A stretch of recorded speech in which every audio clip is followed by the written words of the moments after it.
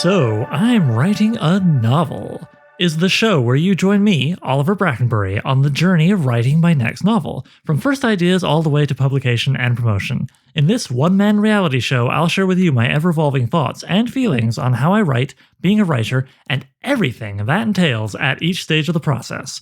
I'll also answer listener questions and, sometimes, interview special guests. If you're the kind of person who likes to learn how things are made and get to know the people making them, then this is the show for you.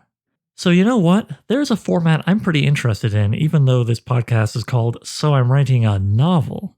The novella. Longer than a short story, shorter than a novel, can be pretty good and punchy, I think. And yeah, it's something that I've been seeing get published a little more often. In particular, Tor.com likes to do that kind of thing with their Murderbot series or Margaret Killjoy's anarchist kind of supernatural investigator series that begins with The Lamb Will Slaughter the Lion, which I greatly enjoyed reading earlier this year. So I was pretty okay with it when an author approached me with their sword and sorcery novella asking if I'd check it out, maybe give them like an Amazon review. And I was like, I'll do you better. I'll have you on the show. That author's name is Chase A. Folmar. Chase A. Folmar is a writer of all forms of speculative fiction, particularly in the vein of weird fantasy and horror. The central philosophy behind much of his work can be expressed most eloquently by weird fiction author Clark Ashton Smith, who wrote, "Only the impossible has any real charm. The possible has been vulgarized by happening too often." What a great line, huh? Chase is also, on top of being an author, an editor, well, associate editor, for Witch House, amateur magazine of cosmic horror. And if that name sounds familiar, yes, it did come up in my earlier interview with Jason Ray Carney, who oversees Whetstone, the amateur magazine of sword and sorcery. So, without further ado, let's get to know Chase and learn a little bit about his awesome sword and sorcery novella, Frolic on the Amaranthyn. Just an hour of me shaming you and humiliating you in front of a public audience. That's my kink. Anyway, oh good, that was the first word that got recorded. Yeah. That's my kink. All right, cool. Well, now we've established that. Oh no. Here I am with Chase. How you doing, man? Hey man, how are you? Not too bad. All right, well, I can see no reason to waste any time. Let's get into it. All right. Would you please tell us a little bit of your origin story as a creative writer and as a fan of sword and sorcery? Did those two things start for you at the same time, or like how'd that go? Not exactly the same time. I would say that my introduction to sword and sorcery specifically was actually pretty late in terms of it happened fairly recently, only several years ago or something. I've been interested in writing ever since college for me. I graduated in 2014, I believe. And ever since then, I've tried my hand at writing different projects, and usually all very much in the fantasy or weird fiction vein, and just having like a lot of trial and error and a lot of failure in that regard. And then until recently, when Whetstone got created, the magazine, that was the first time that I really, like, I think I'd read Clark Ashton Smith before learning about Whetstone, but before Whetstone, I didn't have like a good concrete image of what sword and sorcery actually was. And so then when I saw the submission page for that, and I'd actually taken a class at the Muse, which I know you've taken. Yeah, with Howard Andrew Jones, yeah. Yeah, I took one with Jason Ray Carney. Ah, okay. There, yeah. And so I was like, this sounds really interesting. And so I started looking into sword and sorcery, doing like a deep dive in terms of, what is this thing? And the more I read up on it, the more it really sort of kind of clicked for me of like, the infusion of fantasy and horror is what really like sparked my imagination. That really like jump-started my writing into, I think, really helping me gain my writer's voice, I think. Because I think that was something I was having a hard time struggling with before. Like, one of my biggest influences in terms of like what I was trying to write beforehand was a lot of basically H.P. Lovecraft, like everybody. You're not alone. I think we've all dabbled with it. Yeah. Yeah. Like once you start reading that, you're like, oh my God, how can I sound like this? But then how can I describe a monster that can't possibly be described? Yeah. And then everything that you do is going to come up as like just the palest imitation of what, of something that he's done. And so being able to like branch out from that and try something that is still atmospheric, still moody, like weird fiction, but that also introduces the idea of, that also has the element of action, that has the element of moving the plot much more forward and much more quickly forward than a typical weird fiction story. I think that blended together really well in terms of my writing style and everything. So. Oh, very cool. And I guess that class with Jason must have gone places for you in the sense, because now you're working with him as editor of Witch House magazine, right? Yeah. Mm-hmm. The Muse is in Norfolk, Virginia, and that's where I currently live. And he's pretty close in the general area too. So we've been able to, meet up once in a while and have some pretty good literary focused conversations and everything. And no, I can believe it. I don't know if you listened to the interview, but yeah, like I had Jason on here, and it got pretty good, man. Like, yeah. So that's your competition. You better be at least as good as Jason, or oh no, I'm going to press the gatekeeper button, and you'll never be allowed to write Sword and Sorcery again, because I have that power. But yeah, I mean, congratulations on finding your voice. I mean, even if it was a little later in life, like whatever, you found it. I think there are people who never do, or maybe a better way of putting it is never feel they have, right? I think so much of it is confidence. Yeah, and I think maybe a big thing too is, like, I've heard some people say this, that when you get into the sort of genre that you like and that you want to write in, that becomes the main thing that you read. And I think that one of the biggest things you can do is expand that reading pool, read widely, go to different genres that, you wouldn't necessarily think have any sort of relevance to what you're writing in, because then you can you gain so much more, not only just information, but stylistic inspiration from other things like that. Well, absolutely. And Sword and Sorcery is so good for that in a sense, because, as I mentioned in here before, I think one of the guys, from Whetstone Discord, Hashiguru, pointed out, and it stuck with me, this whole thing of how, Robert E. Howard with Conan, he didn't just tell what you think of as a classic Sword and Sorcery. He goes and fights a monster and gets some treasure or whatever, routine. He told practically detective stories, horror stories, pirate stories. He just, Sword and Sorcery was like a cloak he could put around another genre. Yeah, exactly. And so of course you want to read further afield. Yeah. So, okay. So before we get into the nitty gritty, because I wouldn't mind actually asking you some of the stuff you read that fed into it, what is the elevator pitch for Frolic on the Amaranthyn? If someone was like, hey man, what's this book? And picked it up off a table, but maybe you're at a convention or something, or at a signing, and they were like, what is this about? I don't know anything. What would you tell them? I have to say that maybe that it would be, I'm pretty bad at elevator pitches. Hey, no, it's not fun. It puts you right on the spot. I haven't been trained in them. I wouldn't feel comfortable at all. But even so, that being said, it's definitely not about a talking bear, right? So no. Okay, so I think that if I were to try to give an elevator pitch, it would be, imagine a weird fantasy heist setting. Basically, a Jack Vance Dying Earth story that is also a heist.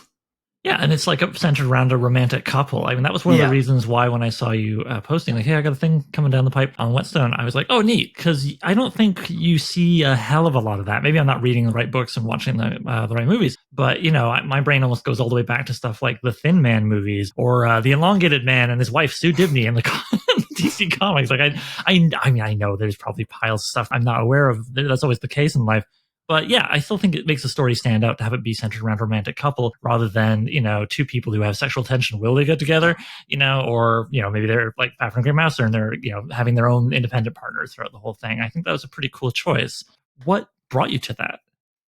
I think it was one of the big inspirations that I have for a lot of my writing is sometimes just artwork that I see. And I think it was just this piece of art on Instagram that I saw that it just had two people, like a man and a woman, and they seemed to have that sort of connection. And it scratched an itch for me because, like you said, there's duos in Sword and Sorcery, and then there's basically the hero who, as the trope goes, they get the girl at the end. The relationship is basically the prize and everything. And to me, both of those things are, pretty overdone, I'd say. And I wanted something that that was unique, but also familiar. So we'd kind of combine those two and have something to where there was an immediate rapport between the two characters that might not be something that you would get from just a straight duo.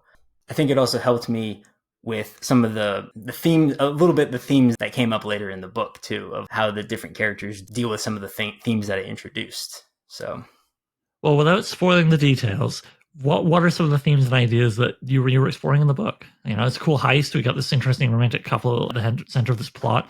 What are the ideas underpinning this whole thing? So one of the big things is the idea of beauty, but in a horrific sort of way. Like the idea of what happens when beauty and striving for beauty goes too far in a horrific direction.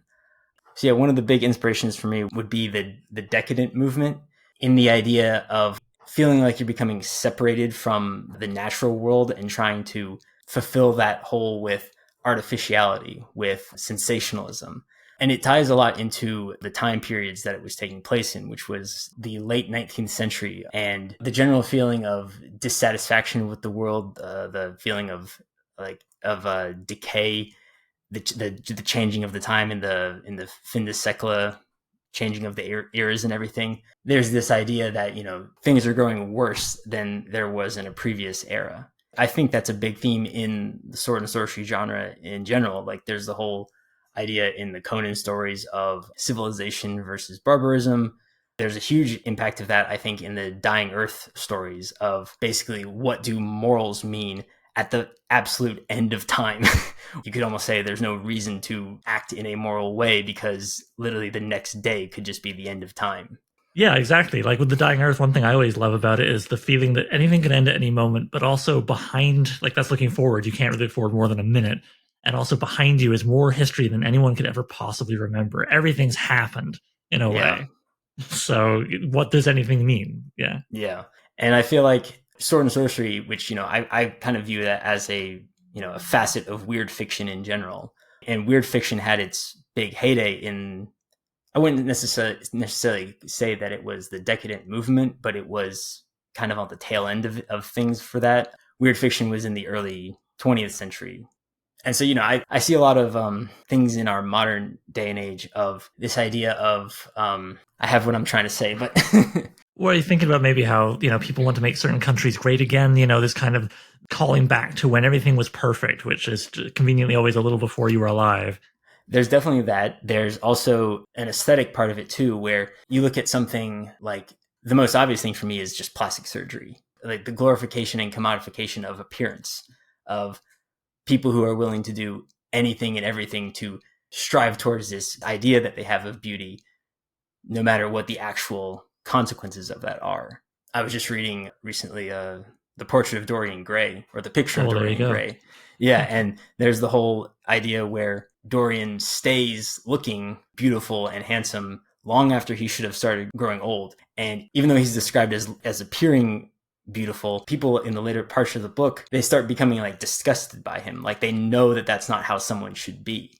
They know that that's not how the natural order of things should go. So it's like, even though he still has this outward appearance of being beautiful, they know that something is almost rotten on the inside. A lot of that is something that I was trying to work into this book, because, usually the obvious and the go-to method of horror is something that is disgusting, that is gross, that is repellent to look at or repellent to know about. But I think that the opposite can be said too. When you strive towards, or when you're trying to seek something that is so beyond the limits of what the natural, I don't want to say the natural way of things, because that's... Well, I think I know what you're getting at though, man. I mean, you're making me think of the uncanny valley, right? Like when something gets so perfect that it kind of falls off the human scale and starts to trigger the part of your brain that's like, maybe that's a monster we should run away from. I tried to slip a little reference towards the uncanny valley into the story. I don't want to, if you don't want to record this part, it's fine, but I'll tell you. No, I'm recording all of this, all of it. Yep. Go for it, man. Lay it on us. Tell us this hideous secret. Oh yeah, it's, well, I can't spoil it. It would spoil things that would happen later in the book, so. Oh, okay. Well, that's fair. I mean, honestly, like all of this, I love it. The Decadent Movement, Dorian Gray. And I, having read it, I've been lucky enough to read it. Thank you for sending me that copy. Yeah, I can see what you're getting at there. Plus, like the relationship thing, to come back to that, I like how the two characters draw strength from each other. And then also their relationship and their sort of pure love, I guess you could call it, although it's not without them sometimes getting frustrated with each other and what have you, is sort of mirrored in a way by, he's on the cover. So if I can, there's a villainous wizard in the story, yes, who I rather enjoyed, who wears a metal mask that hides his expressions and so on. And he is serving a faraway queen in his endeavors, which I won't get into any more detail because, buy the book, read it. But, he definitely talks of a love for this queen, but it's kind of like a worshipful one with a hierarchy, obviously a hierarchy. He feels he gets strength from her, but ultimately he's serving her. And he's not great. I'll just say that, folks. And things maybe go for him a little differently than they do for our heroes.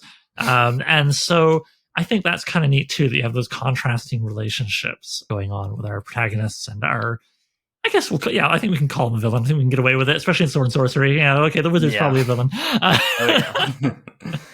Oh, yeah. So with like exactly what you're saying with the villain, with the sorcerer, he has a sort of zealous affection towards the object of his desire, basically. Like that is like putting someone up on like the godlike pedestal, basically, and like this sort of obsession. I tried to make that follow in line with the general theme of the horror of things, of like how in striving to uphold this, this idea that you might have of beauty or of well, it's kind of a worshipful love with him, right? Yeah. I mean, our two main characters there, Roland and Amaranthyn, they love each other as equals. They do things for each other because they care for each other and because it feels like the right thing to do. Here's the wizard doing things for his queen because of the power she can give him, right? He wants to do things so that ultimately she'll reward him with power. Yeah. And furthering the pedestal thing you were talking about there, he's obviously met her, but we never meet her. She is invoked from afar. She is to us an idea, further rendering her less human, more uncanny, right? More of a notion, something outside. Mm-hmm. So yeah, no, I thought your themes were really tight, man. I really thought the whole thing came together nicely. Thank you. And so yeah, if we can go over to some of the sort of the more technical stuff, why novella length? Why not a short story? Why not a novel? Why not a 500-page novel with a lot of world building? What the hell, man? I try not to curse too much in this, but why did you fuck up so badly? No, why? I completely shot myself in the foot. What were you thinking? No, no. I should stop making that kind of joke because A, I've read door wedges and enjoyed them, and B, I don't want anybody who likes door wedges to feel like I'm making fun of them. It's just such a common frustration, I think, amongst people who love sword and sorcery, which is primarily a medium of short stories. But novella length, I think that's kind of neat for a bunch of reasons I don't want to get into without hearing your reasons first. Why did you choose this length? So one of the biggest reasons, I think, is because it started off as more of just an actual short story. It was actually a submission idea to Tales of the Magician's Skull, which they very rightly rejected it in the state that it was in then. But, I really liked the ideas that I had, and I really liked the sort of world that I had been building. But I definitely knew that it wasn't enough to try to balloon out into a full-length novel. I could definitely tell that, if I tried to expand everything, if I tried to, go into so much depth, that I would just get bored with it. I would just get frustrated. And I feel like it would just become unnatural to a certain degree. Also, I personally really like the novella length. I think there's a lot that can be gained from that you both lose in a short story and you lose in a novel as well. I think that when you have a good idea of what you're doing and you have like a strong foundation, you can get the best of both worlds with a novella between a short story and a novel, where, with a short story, a lot of it is about the impact of the specific scene. You can't go into an intense amount of detail about everything. You can't go into the backstory of things. It's all about the here and the now for a lot of the times. Whereas with a novel, I feel like a lot of times, you're talking about the phone book door stoppers. I think sometimes, I don't want to rag on them too much either, but I think a lot of times there can be a lot of overindulgence in those, where writers just create conflicts or create scenarios that don't really further the plot or don't really further much of anything. They probably do. They probably further character development and things like that. But a lot of times it can come across, to me at least, of seeming unnecessary. Or travel chapters. I find when you're getting to find out everything about characters walking from A to B, sometimes amazing things can happen, but sometimes they needed another 20 pages or whatever. Yeah. Yep. And I personally like the idea of constraining yourself in terms of what you are able to do. Again, that bringing it back to Whetstone, that was one of the things that I think really helped and really, really benefited my own personal writing growth, is that having that like insanely difficult 2,500 word limit, like that really forces you to think creatively and economically, which, it could kind of seem like a weird pairing, but that really helps you to see where you need to be going and see the things that you need to do to keep the story moving and to still be impactful, even in a short amount of time. And I think that sort of mindset has, really spread itself out through a lot of just my writing philosophy. Whereas, I think a lot of times you can tell a very good, very decent story in a much short amount of time. I think, like you were saying this earlier too, of that, like, the phone book sized novel is the bane of all the sword and sorcery writers. I think part of that is because even the longer sword and sorcery stories, they're still about, like, the single character and the very up close and personal stakes. Whereas so many times the fantasy novels, the epic fantasy novels, become, like, the huge cast of characters, and it's, a lot of times it is about, like, these world shattering events. We always have to save the world and everything, and that can get overplayed a little bit. Well, yeah, when the world always needs saving, it's kind of like Marvel movies, which I also enjoy. But at the end of this one, the sky opens up and there's a big explosion, alien, CGI, whatever. Again, huh? Yep. Okay, sure. When it's in a similar way, and it's almost like the when everything's special, nothing special thing. But yeah, I totally agree with you on that singular focus. I recently read for the first time Hour of the Dragon by Robert E. Howard, the one novel-length story he ever told with Conan, and I thought it was so interesting how big stuff is happening. Kingdoms are rising and falling. Conan is king at this point, and he loses his throne, and the whole rest of the book is him trying to get it back. But it's always so tightly focused on him. There's all these other characters that kind of go in and out of little adventures he has along the way, but there's never a sprawling cast. It's very easy to follow and very enjoyable, and it's always Conan's story. So yeah. I think that's one thing that I heard this that I really enjoy recently, where they were talking about how genre fiction in the past, especially like, science fiction and fantasy, science fiction used to at one point be like literature of ideas, like the exploration of ideas, and fantasy was literature of settings, exploring different interesting settings. Whereas nowadays, those things still kind of work their way into a lot of modern genre stuff, but a lot of things nowadays are very much focused on character literature for the exploration of characters and character motivations and everything. And that's definitely interesting and everything. But for me personally, I definitely veer more towards that maybe old school way of thinking about things, where I really like the exploration of both incredibly different and incredibly vivid otherworldly places, and combining that with the ideas and themes that those things can bring up. And I think that mirrors itself into the sort of sword and sorcery stuff that we've been talking about, where the characters are important for sure, but there are a lot of times where they do take a back seat. Like, my two personal favorites are, like I said, like Jack Vance, his Dying Earth stuff, and a lot of Clark Ashton Smith. And, in those ones, the characters don't usually make the biggest impression. And when they do, it's because of how, like, terrible and how awful they are. Or their awful fate with Clark Ashton Smith a lot. Or both, actually, sometimes, yeah. Exactly. So, yeah. Well, I thought you did a really good job, man, weaving the world of the story into the action of the plot. I don't recall any points where someone just stopped and spoke to the camera for a page about the backstory of blah, blah, blah. It was always kind of woven into like, okay, well, what do we need to know now? How, the dribs and drabs of finding out what they get sucked into over the first few chapters, I thought was paced really well. And it was definitely what I have enjoyed in a lot of the classic sword and sorcery and some of the contemporary sword and sorcery I've read as well. It's just this kind of thing of like, keep it moving. You can kind of juggle everything really along the way. You don't have to necessarily stop and go, okay, now we're having a character bit. Okay, now we're having a plot bit. Yeah. The mixture might change a little bit, but there was always elements of everything that you can have in a story going on in every part of your story. And that to me spoke of real skill.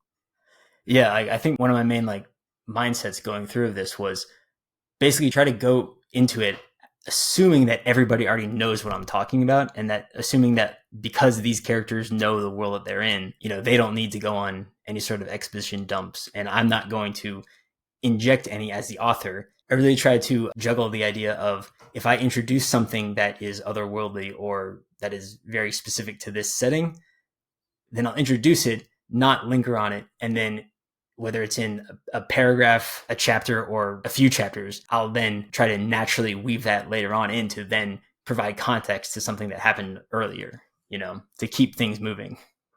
Absolutely. Yeah. No, I think that is a good approach and it really worked out here. I have increasingly tried to remind myself when doing my own work that people are about as story and genre savvy as they perhaps have ever been in the history of our species, just because of the sheer volume of stories we're all consuming all the damn time in whatever Yeah. medium. And so, yeah, like, I've got a short story on a second draft right now, and a lot of the notes I got from my kind reader were like, I like a lot of stuff here, but I need you to clarify more. I kind of swung the metronome a little too far on the other side, I think, on my first draft. Just like, they'll figure it out. And he's like, okay, no, I need a little help on a few points. Oh, man. Hopefully it'll work out by the time I get to the final draft and submit it to some places. But yeah, you get my point, right? Like, it's kind of it's kind of fun to go the other way and just, spread out the explanation and make it as thin on the ground as you can get away with. Because people, even if they're like not able to sit down and write the big history book of your world after they read the story, they've probably been able to go, okay, well, I got the shape of this. I get that this person is, a mover and a shaker. I get that this place is like, a slum of ill repute, even if I don't remember the name of every street that was mentioned, that kind of thing. Yeah. Like, people can pick up these sort of story forms and shapes, I think, and still have a really good time. I'm curious, how long from first ideas through to its imminent release was the process of making this novella a reality? It was at least a year, I'd say.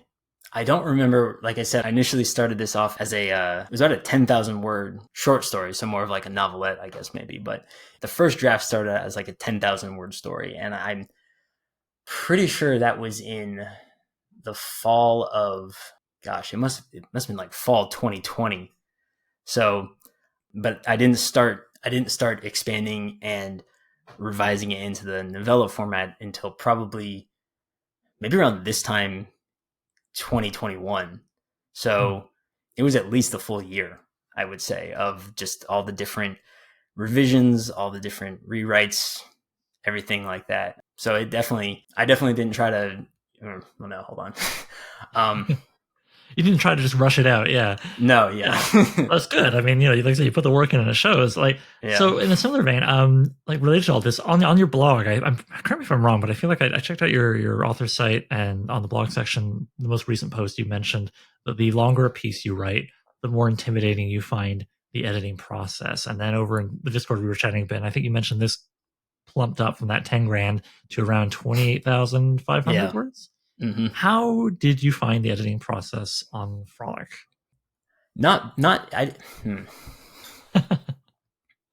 We're getting a very thoughtful face here. This is a well-considered answer. It will be the best answer you've ever heard on any podcast. No pressure. God. So much pressure. It was both enjoyable and frustrating. So editing. Yeah, exactly. It's the classic thing where it's like, for me at least, when I'm doing the initial drafts and the initial writing, there's parts where it's like exciting because you're like getting stuff down, but then, the longer you go, the more you're just crippled by self-doubt of, whether or not what you've written is good. But then you have to remember that nothing that you write down initially is going to be good. All of that comes about through the editing process. When I actually started having stuff down to be edited, that was, I would say that one of the most helpful things that I did was I think this was about in draft 2 or 3. I went through Barnes & Noble Press and I just printed out basically a book version of that draft. Basically how you'll see, how you have it right now, and but this was before I had the final cover image, but I just printed it out in a book format, like how you would someone read it. And that really helped, because I found that even if I printed out, the Word document and everything, when you're reading it in that format, you can start to kind of like glaze over certain sections. You can start to just be like, oh, this is fine. This is whatever. For some reason, when I had that printed out and I opened it up like I would a normal book, any other book, then that's when it was like, oh my God, if this is something that someone else is going to actually read in this exact same way, I need to do like so much more stuff for it. I need to, like, that really kicked well, it reframed it, right? So you could see it more clearly. Like, yeah, no, absolutely. There were so many goddamn typos I caught only at the absolute last sort of stage where I was doing proofs of my first 2 novels. Yeah. I'd be like, how did I miss these? All these drafts, and I worked with an editor, and oh, geez. But there's just something about holding it in your hand the way the reader's going to hold it. Yeah. That is different from, as you say, glazing over maybe a little bit while you scroll down the seemingly infinite long line of a Word file. Or chopping through all the sections with Scrivener file or whatever the heck. Yeah. Did you work with an editor or have beta readers or? I had some beta readers, yeah. Like I was mentioning this earlier before we were recording, but I'm in a local writers group that I'm a part of, and for some of the initial drafts, I would send versions of that to some of them, and I got some pretty good feedback from that, and that was very helpful. Do you remember what some of the best notes were that you received from the beta readers?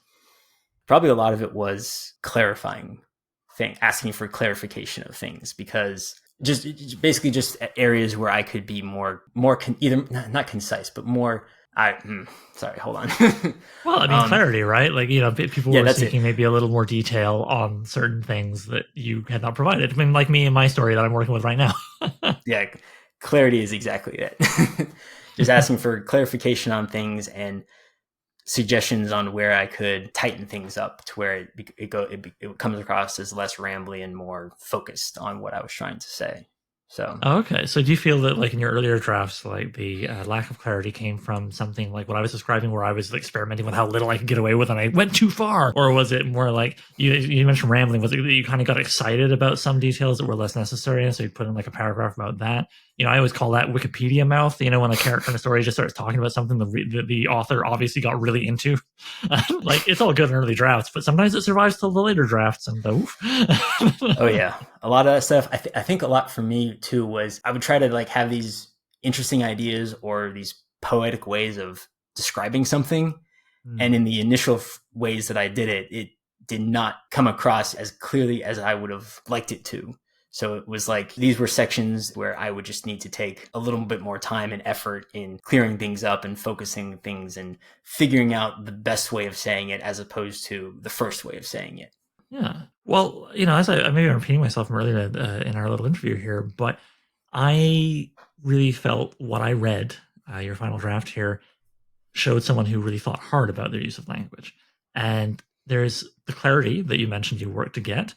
There's also how, and I loved this, almost every chapter had a word I had to look up. And man, I like that. I really like that. Like, I'd like to think, I've read some books, I'm an educated man, but whatever, it was really fun, especially with the words like muculent came late in the story, just like a real good word for just gooey, gross crap. Given, your mention of Jack Vance and Clark Ashton Smith, on the back cover text and earlier today, I suppose it was to be expected. What was your approach while writing and editing regarding, I guess we could call it, accessibility? When to define a word for the reader and when to maybe leave it for them to figure it out themselves. Like, how, it must have been a constant razor's edge, maybe, or maybe not. How did that go for you? Yeah, so I love doing that. Just adding in just the most insane, difficult words that that have no business being in everyday modern parlance. And for exactly the same reason you said, like, I love coming across a new word in books, because then I get to write it down and be like, oh, I'm going to try to figure out how to use this in my own story later on. My main philosophy behind it, or the reason why I tried doing it, is because in so many of those things, like, with Clark Ashton Smith, Jack Vance, Gene Wolfe does this a lot. And that was another pretty big influence with this. To me, it provides that degree of separation to where it makes it otherworldly. I think I was having a conversation with someone about this, where in a weird way, it provides a degree of verisimilitude to the fantastic, because this is so different to how we normally talk. That makes it clear that this is not our world. That makes it clear that this is something that's completely different. One of my biggest pet peeves, I think, is when you're reading something that is, a fantasy story or, something like that, and they just talk how we're talking right now, or they just talk in a very modern diction. They use our everyday slang. I think I heard somewhere that not to throw any shade, but in Branden Sanderson's, one of his most recent books, there's a character that literally uses the phrase cringeworthy. And Yeah, that just completely has no appeal to me, and that makes me just like want to not read it. I don't know what it is, but I really appreciate that degree of making sure that it comes across that this is I guess, like I said before, just an otherworldly, fantastic setting. So Yeah, make it. Yeah, I'm with you on that. It depends on what, where the sun is positioned and the moon or whatever. But sometimes I really want that, and I enjoyed that in this story. I have enjoyed, say, Abercrombie, right? Who his characters aren't straight up speaking modern slang or anything, but yeah, like they curse and generally talk in a very relaxed fashion that could easily be like some guy you meet. Whereas like, yeah, in this story, I thought you found a good balance between making it approachable and interesting, and as you say, otherworldly. It really made me feel like I was being taken somewhere. And isn't that kind of what you want with fantasy? I'm coming back to what you were saying earlier about setting and getting absorbed in that in a way other than getting a phone book worth of geographic detail, let's say, poured in your ear. There's other ways of doing that, and I think language is definitely a good way to play with that. It's something I'm definitely wrestling with myself. Sorry, I feel like I'm talking a lot about my writing, but I feel like oh no, I really fun. like what you're saying, and it's making me think a lot about stuff I'm working with. And, the first chapter of the novel, the titular novel I'm apparently writing according to this podcast, the character, I've talked about this a little bit, she's trying to be a hero. And so I have her talk in like, what ho, kind of heightened dialogue. But that's definitely like a kind of cheese that I'm doing on purpose, although already I'm like, we'll just turn off people before they read far enough to know what's happening. And then there's like, kind of what you're doing, which I think is absolutely in the tradition of Vance, where like Vance, I love how he went out of his way to find the most archaic language he could use, and then on top of that would just make up words. And sometimes you'd be like, okay, do I need to go back to a Victorian dictionary, or do I just need to infer from context? What's going on here? Or do I need to refer to my Vancian dictionary that is available? I have a copy of that on my shelf, but but however you cut the mustard, like it's fun. It's fun. It makes reading interesting. Like, God forbid anybody should, encounter a word they don't. I know. And in regards to what you're saying about like the accessibility of it, for some reason, that's something that I just didn't really like consider. Almost like for me, it was almost like if I write this and I like this, there's at least going to be some people who like it too. Like, because there are, the fans of Vance, Smith, and all these other ones. And I think it comes down to also like I'm a big I like a lot of different types of metal music. Oh yeah. And that has no accessibility to people who don't like it. Like it's the more intense and the more brutal it is, the more it like pushes away some people, but then really endears itself to the people who really like it. So I think that was a lot of my philosophy going into it, whereas like this is something that I find a lot of value artistically in. So for me personally, at least at this stage, I don't want to sacrifice that, even if it means like a less broad readership.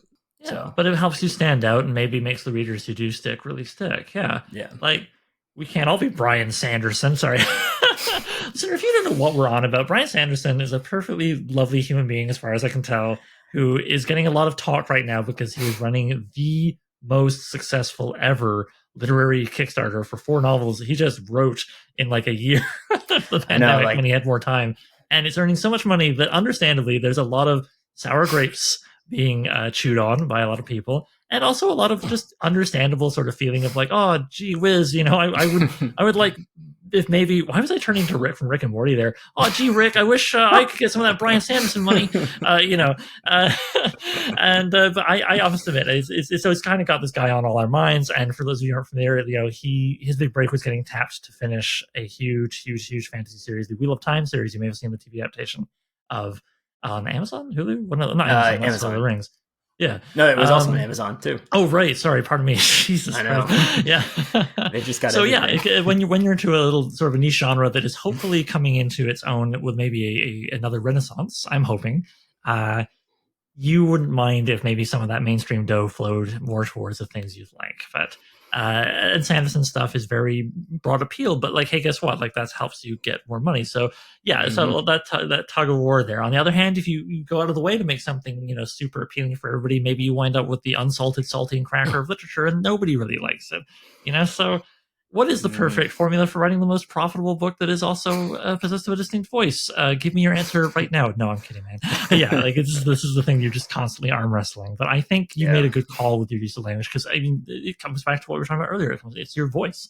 I was like, oh, okay, this is Chase's voice. This is part of it. And also, I think maybe an answer to the quandary of like, oh, do I put in muculent, or whatever. I did enjoy looking up that word or two each chapter that I was like, oh, I started scratching my head at. But I never felt like I had to. I could infer from context. I was like, okay, well, I'm not familiar with that term for clothing, but it's plainly what the guy's wearing. And I can, if I feel like, if I don't want to go look that up, I can confer like, okay, it seems like kind of a robe situation. All right, good enough. The story doesn't hinge on his pants. I'll keep going, or muculent. I was like, this is plainly a gross thing. And I can just be like, it's gross and move on. But I dig that word. I want to know more. So I went and looked it up, and I was glad I did. And it's going to show up somewhere. I actually started referring to my cat as muculent. Dude's nose is always running. Anyway, so there you go. Day-to-day usage of quote-unquote archaic language from a sword and sorcery story.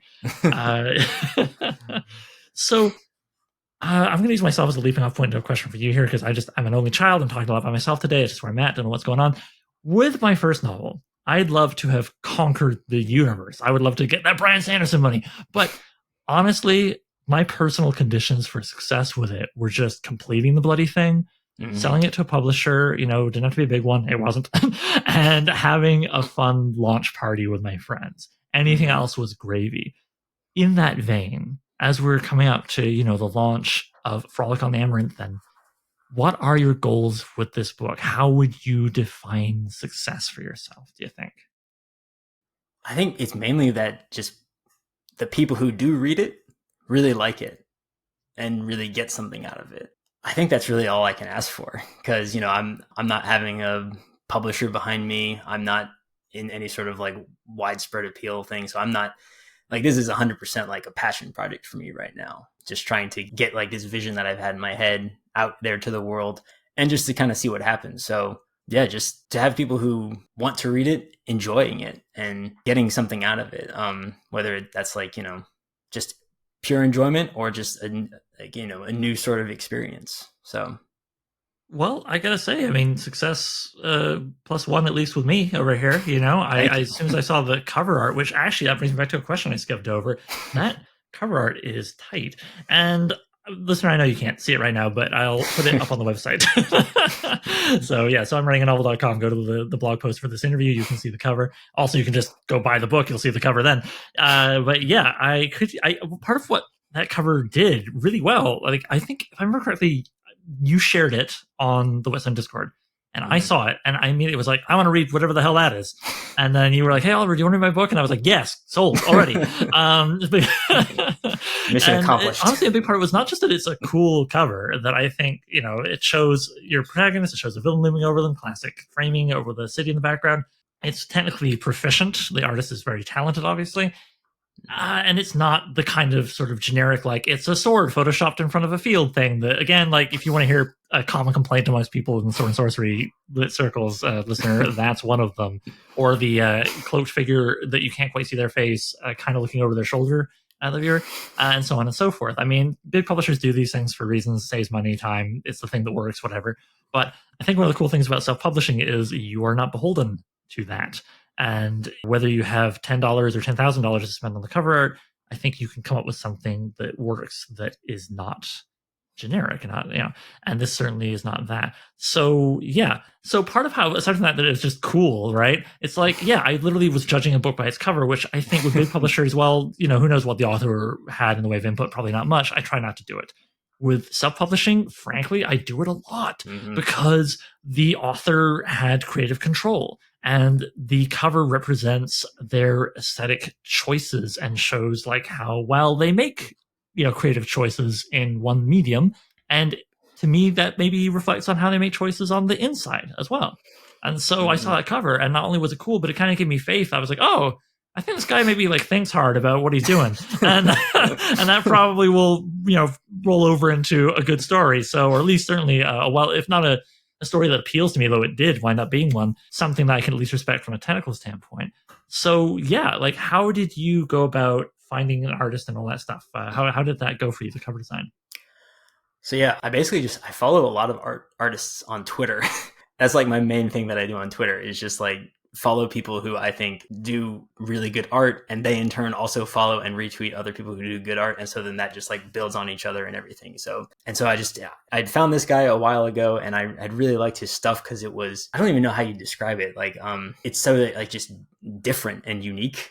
I was talking to Jason Carney about it, and the word he used to describe it when he was one of the first people who saw like the initial cover, and the word he described of it was Byzantine, as this sort of like, again, we're talking about like archaic sort of things, and like otherworldly archaic. So, and it was interesting. It was the sort of thing where you hear this thing so much: do not skimp on your cover. Do not hold back. Pay money for a good cover, because like you said, like people judge a book by its cover immediately. And so when I started talking to the artist about it, I gave him different things, different ideas that were in the story. And I also a big thing that I did was I sent him different examples of covers that I liked. I'm a big fan of the old Ballantine Fantasy covers that just have so much like vibrancy, so much color, so much. They're just so unique. Mm-hmm. A lot of times they don't actually convey anything that's in the story, but they're just so cool looking that you just want to have it. And so I just gave him a bunch of stuff like that. I had no idea what he was going to turn out with it. His name's Goran Gilgovic? I think it's Glivovic. Oh, I'm probably making a mush of it here, but I will put that name and a link to his art in the show notes, blog post, etc. Yeah, he does great stuff. He does a ton of stuff with, I think I posted this on the Whetstone Discord. Like he's doing a bunch of artwork of a theoretical Elric TV show that never was. That's really cool. He does a lot of artwork for like Gene Wolfe's Book of the New Sun, which I'm a huge fan of that. So big props to him. Awesome. Well, okay. So I feel like we could talk endlessly because we both love the genre, and I really liked your book. But at some point, the interview must end. So, how and when can people get this book? How people can get the book is most places, I believe. Obviously, there's Amazon, but I'm using the Ingram Spark book distributor to self-publish this. So I think through most book websites that sell physical books, that you should be able to find a copy of it there. Same for ebook. Amazon is obviously the go-to one. Hopefully, most other places I'll have one up by then. And then when is April 6th of this year? All right. So if I've done my work correctly, this should be going up a couple of days before then, but you can pre-order. Yes. Pre-order is available right now. Yeah. Thank you. And what are you working on next? Because one thing that I think is kind of fun about the novella format, as well as classic sword and sorcery, is that it can feel kind of like an episode. It's not necessarily the complete story. And this definitely felt to me, especially right at the very end, I won't spoil anything, but it seemed like you were kind of sliding in some like, oh, what if some more stuff happened? So are you working on another adventure of theirs? Or maybe other things that are coming down the pipe? I have a few other adventures for them planned, but I don't know if that they're going to follow in the same novella format. Those might take form in other short stories that might hopefully appear somewhere else. The main thing now is another novella, and that is set in the same world that this one is set in, but is a deep exploration into something else involved with this world. So there is something coming down the line, but it's going to be familiar, but very different too. Awesome. Well, I'm looking forward to it, man. Okay, so thank you so much for joining me. And listener, don't worry, I've said it before, I'll say it again. I will link the hell out of this book and its art in the show notes, blog post, and on Twitter for the show and all that stuff. So no excuses. You should go buy this book. I think it's really great, and you can find it real easy. Like, look for Frolic on the Amaranthyn. So yeah, thanks for spending time with me, Chase. This was wonderful. Thanks for having me, man. It's really good. So I'm Writing a Novel features original music by Gloria Guns and is hosted by yours truly, Oliver Brackenbury. If you'd like to submit a question, then please email it to soimwritinganovel@gmail.com. Bonus points if you record yourself and send me an MP3 I can cut into the show. Doesn't have to be fancy. Using your phone is fine. Just keep it clear and concise. You can also holler at the show on Twitter. Look for @so_writing. That's @so_writing. Please consider sharing the show with anybody who might like it, leaving a review on Apple Podcasts, and checking out patreon.com/soimwritinganovel. Patrons get to be thanked in the final novel, listen to episodes of the podcast a week early, and even enjoy a bonus podcast called So I Wrote a Novel, where I read and comment on chapters of previous works, starting with my first novel, Junkyard Leopard. Thanks for hanging out with me. and chase, and I'll see you soon.